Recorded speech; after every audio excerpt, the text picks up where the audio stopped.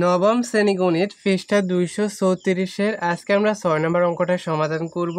এখানে দেখো নিচে গণসংখ্যা নিবেশনের সারণীর গাণিতিক গড় ব্যবধান 33.2, গাণিতিক গড় নির্ণয় করে পি এর মান নির্ণয় করো। তাহলে আমাদের আগে গাণিতিক গড় নির্ণয় করতে হবে, তারপরে পি এর মান নির্ণয় করতে হবে। এখানে দেখো শ্রেণীব্যাপ্তি আর গণসংখ্যা দেওয়া আছে, পি বের করতে হবে নাকি।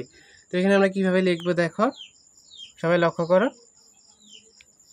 তো লিখতে পারো দেওয়া আছে গাণিতিক গড় x বার সমান 33.2, গড় নির্ণয়ের জন্য সারণী শ্রেণীব্যাপ্তি তোমরা বই থেকে সুন্দর করে লিখে নিবা শ্রেণীব্যাপ্তিগুলা। তারপরে গণসংখ্যা এখানে এফআই বই থেকে লিখে নিবা, দেওয়া আছে মধ্যমান x এ কীভাবে বের করবে, এটা যোগ করে 2 দ্বারা ভাগ, এটা যোগ করে 2 দ্বারা ভাগ, এটা যোগ করে 2 দ্বারা ভাগ করলে 25, এটা যোগ করে 2 দ্বারা ভাগ করলে 35, তারপর 50 আর 40 যোগ করলে 90, ভাগ করলে 2 দ্বারা হবে 45, 50 আর 60 যোগ করলে হবে 110, ভাগ 2 দ্বারা ভাগ করলে হবে 55, 70 আর 60 ভাগ করলে হবে 130, ভাগ করলে হবে 65, মানে 2 দ্বারা ভাগ, এটা যোগ করে 2 দ্বারা ভাগ করে দিতে হবে। আর এফআই এক্সআই কীভাবে করতে হবে, এফআই এক্সআই গুণ করে দিতে হবে। 5 আর 40, 15 আর 12 গুণ করলে হবে 180, পি আর 25 গুণ করলে হবে 25 পি, 30 আর 35 গুণ করলে হবে 1050, 15 আর 45 গুণ করলে হবে 675, 10 আর 55 গুণ করলে হবে 550, 5 আর 65 গুণ করলে হবে 325। তো এখানে এন সমান আমরা কি লিখতে পারি, 80 যোগ পি, যেহেতু পি যোগ করা যাবে না এই জন্য 80 লিখে তারপরে যোগ পি লিখতে হবে। আর এখানে সামেশন অফ এফআই এক্সআই লিখতে হবে 2820.25 পি, 25 পি যেহেতু আলাদা যোগ করা যাবে না তাহলে এইভাবে লিখতে হবে। তো প্রশ্ন মতো এখানে summation of FI XI by হচ্ছে এন সমান হচ্ছে 33.2, এটা দেওয়া আছে কোশ্চেনে। তারপরে দেখো বা এখানে আমাদের সামেশন অফ এফআই এক্সআই কত, এই যে 2820.20 যোগ 25 পি, তাহলে এখানে 2820 যোগ 25 পি, আর এখানে এন হচ্ছে 80 যোগ পি, এই যে এন 80 যোগ পি সমান হচ্ছে 33.2।